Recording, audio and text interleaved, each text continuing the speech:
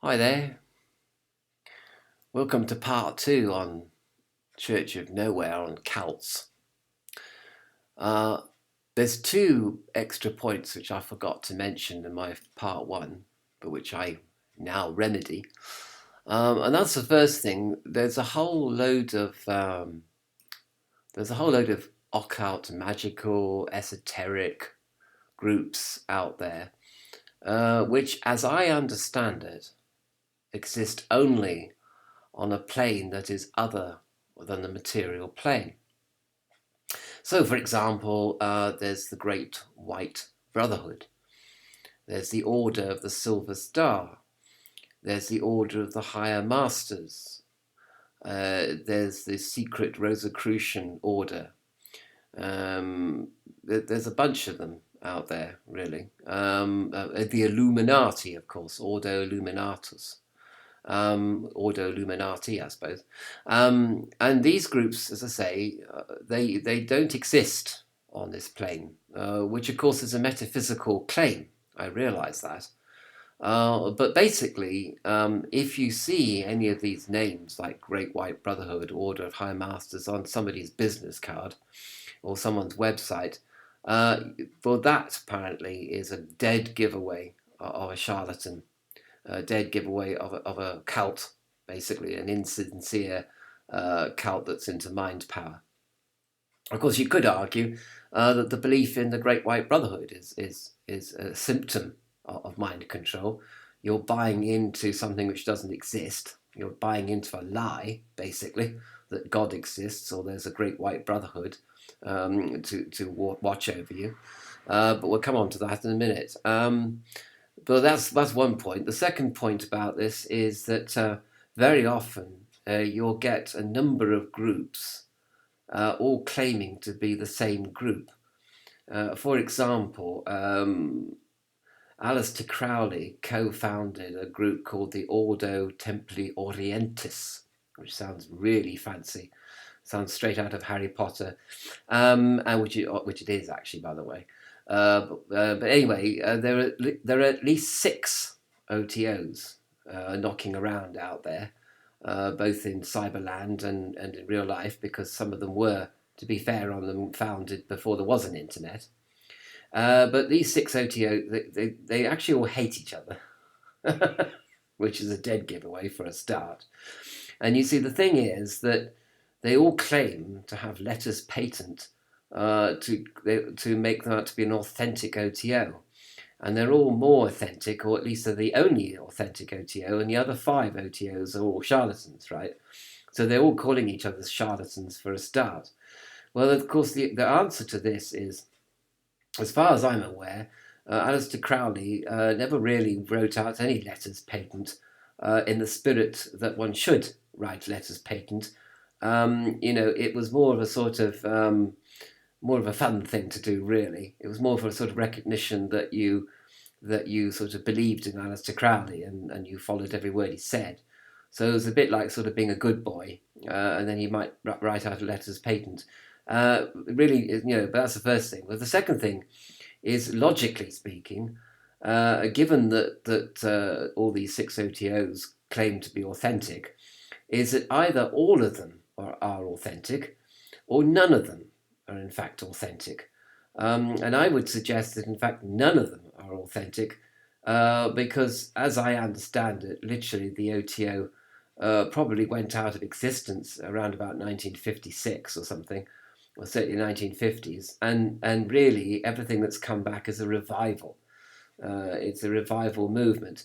And revival, I mean, okay, nothing wrong with a revival movement, as it were, but certainly, you can't claim to be the group, the original. You're a revival group, and you should say that on your literature. You should say this is a revival group of a group that existed in the 1920s or something like that. And be honest about it.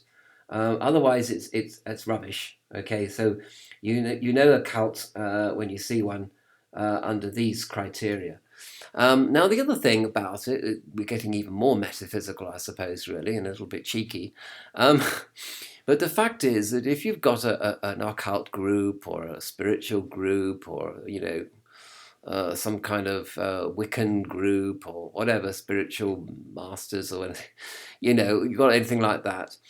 And they're all busy, optimizing their websites for Google searches, and they're putting tags on all their videos and all their materials generally, hoping that people will find them online, and maybe they used to actually advertise in various magazines before the internet, and even put flyers out, in the local post office and all this, which perhaps they still do to a certain extent, although not in America probably.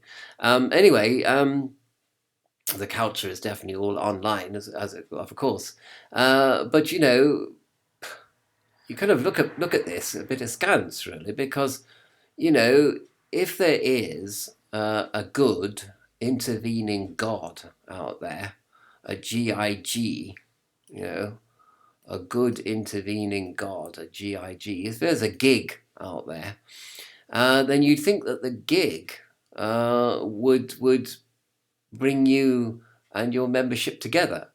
So for example, there's gig, and there's a potential member running around in the world, and there's you with your group, right? They form a triangle, don't they? They form a triangle of relationship, of connection. And the God is intervening, right? So the God acts as a broker. It brings the member to the group, okay, to you. Because, you are connected to the good intervening God, and they are connected to the good intervening God. Therefore, there is no need, all right, to optimize your website. There is no need to tag your website. There's no need to tag your videos. There's no need to go on Facebook or Twitter or Reddit. Or Instagram. There's no need to do any of that. I mean, perhaps you would have a website in order to place your materials on, but other than that, whoever is meant to read those materials will read them. In fact, even if you didn't even put them online, by some means or other, usually word of mouth, I suppose, people would find you and find your materials and be inspired by them, if it was meant to happen. So it's kind of peculiar, but I know everybody says, oh, well, God helps those that help themselves. So, you've got to step forward one step before God steps down to meet you, kind of thing. So I suppose they have a theological argument against my slightly cheeky argument for a good intervening God, and why is he, if he's so powerful, why doesn't he bring you together to worship him, and all that? And you could say, well, we don't believe in a God, and blah, blah, blah, blah, blah. So I suppose my argument does have a lot of holes in it, really. But anyway, I just think, really, that if people are, online, and they're absolutely, tweeting and Facebooking and, Redditing and Instagramming, all the time, and spamming everybody with a wonderful group, and paying for advertisers and Google AdWords and all this kind of stuff.